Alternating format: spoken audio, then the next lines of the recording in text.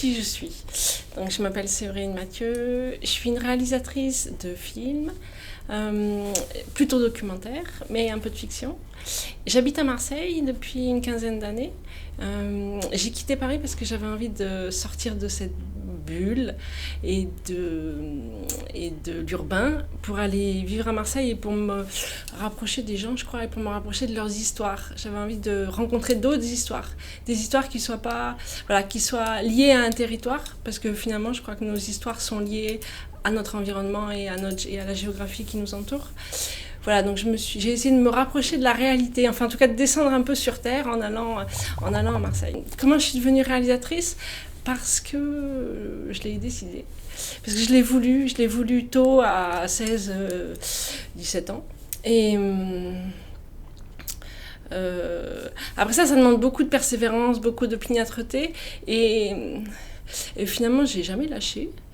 Ni tellement fait un autre métier, même si j'enseigne, mais j'ai pas fait comme mes camarades monteurs ou opérateurs. J'ai tenu cette chose qui consiste à faire des films, qui est des fois pas un métier, qui est surtout un engagement et une façon de vivre, et qui finalement implique la vie entière, tout un mode de vie. Et donc c'est un choix profond qui est mis en question régulièrement, mais que finalement je tiens sur le temps. Pourquoi le documentaire ? Bon, il y a quand même un peu une réponse conjecturelle, au sens que somme toute, les femmes font plus du documentaire que de la fiction. Enfin, c'est-à-dire qu'elles font moins de la fiction que les hommes. Et voilà, il faut quand même tenir compte de cette réalité et du montant des budgets qui fait que les femmes ont accès à des films dont le budget est moindre tout de même. Maintenant, le documentaire, ça m'intéresse beaucoup parce que ça m'intéresse de partir de la vie qui n'est pas toujours aussi intense et aussi satisfaisante, et puis de la rendre par le cinéma plus intense, plus belle, qu'elle n'est dans la réalité. Donc, ça m'intéresse de la transcender, donc d'en partir. Et de pas aller radicalement dans un autre univers qui serait celui de la fiction. En fait, je fais du documentaire avec pas mal de fiction, c'est-à-dire que j'utilise beaucoup la reconstitution et j'utilise beaucoup le découpage cinéma et le langage de la fiction, et je travaille avec des opérateurs qui sont des gens de fiction. Donc finalement, même si la réalité reste la source d'inspiration, le trajet que je fais dans la réalité, il est de la transcender par les moyens du cinéma.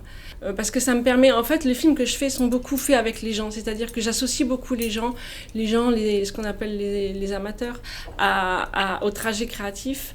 Et j'aime énormément le partage de la création.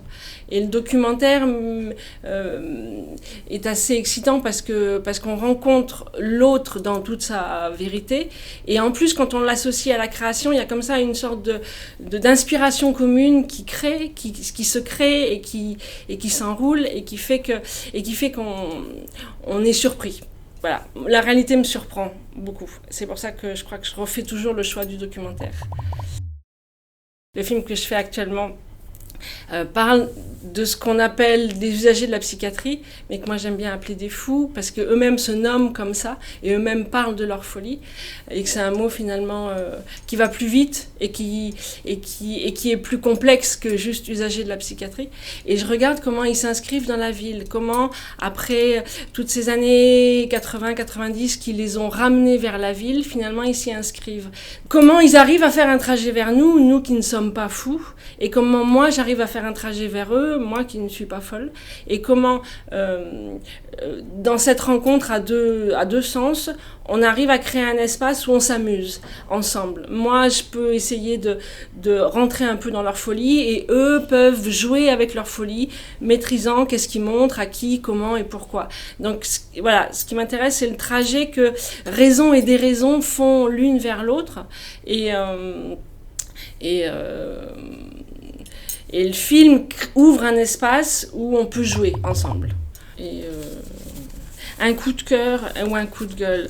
Un coup de gueule, c'est 4%. 4%, c'est le nombre de films réalisés par des femmes qui sont dans la compétition à Cannes. Alors au départ, il y en avait plus, il y en avait 25% dans le nombre de films qui ont été soumis à la sélection, mais à l'arrivée, il y en a 4%. Donc on a encore du chemin à faire. En tout cas, mes camarades de fiction ont encore du chemin à faire pour que ce 4% augmente. Et donc mon coup de gueule mène à mon coup de cœur. Parce que, donc, comme c'est pas très facile de faire des films, un lieu comme ici est très important. Comme ici, Lyon Capitale Télé, parce qu'on se trouve concentré. Et comme je crois que notre environnement influence notre façon de penser, je trouve que la concentration qu'on trouve ici et l'accueil qu'on trouve ici conduit au film que je réalise, et ça c'est très très précieux.